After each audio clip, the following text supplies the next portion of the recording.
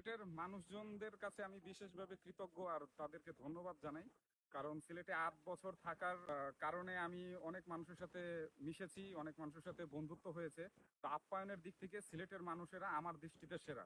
কিন্তু এখন সময় এসেছে যে সিলেটের মানুষের হলো কঠোর হইতে হবে।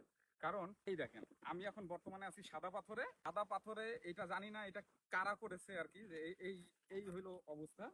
তো সিলেটের মানুষেরা যদি লাঠি সোঁটা নিয়ে যদি এদেরকে যদি আপ্যায়ন না করেন, তাহলে এরা হলো মানুষ হবে না। আর না হলে সিলেটের যত দর্শনীয় পর্যটক মানে এইসব ঘোরার যে স্থানগুলো আছে, এইসব স্থান আর 10 বছর অথবা 5 বছরের ভিতরে হয়ে যাবে একটা বড় ধরনের গাছ অথবা আবর্জনার এইসব। মানে কি বলবো, মুখ দিয়ে গালি আসতেছে অনেক সুন্দর সুন্দর, কিন্তু তারপরও গালি দিতে পারতেছি না, ভিডিও ডাউন হয়ে যাবে আর কি। তো এই হলো ভাই, যারা সিলেট মানে সিলেট থেকে বা সিলেটের বাইরে থেকে ঘুরতে আসেন, তারা হলো এই সব জায়গায় মানে সাদা পাথরে এসে আপনারা বিরিয়ানি খান, আর বিরিয়ানি খাই এইসব জিনিসগুলো হলো এখানে ফালাই দিয়ে দেন।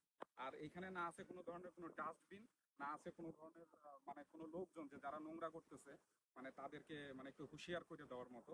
মানে কি বলবো, মানে অবস্থা এখন এই পর্যায়ে পৌঁছায় গেছে যে মানুষ হলো বাচ্চাদের যে ন্যাপি গুলা আছে, সেই ন্যাপি গুলাও হলো এখানে মানে ফালাই দিয়ে চলে। আপনারা যদি এইগুলার বিরুদ্ধে যদি ব্যবস্থা না নেন আর নিজে থেকে যদি ভালো না হন, তাহলে ভাই মানে পরিবেশ আর পরিবেশ থাকবে না। কপালে দুঃখ আছে। ঠিক আছে, আপনাদের কপালে আসলেই দুঃখ আছে ভাই। এই অবস্থায় দেখেন এই পরিমাণ মানে নোংরা। আমি মানে 2 মিনিট তার পরেই হলো আমি এগুলো সংগ্রহ করি।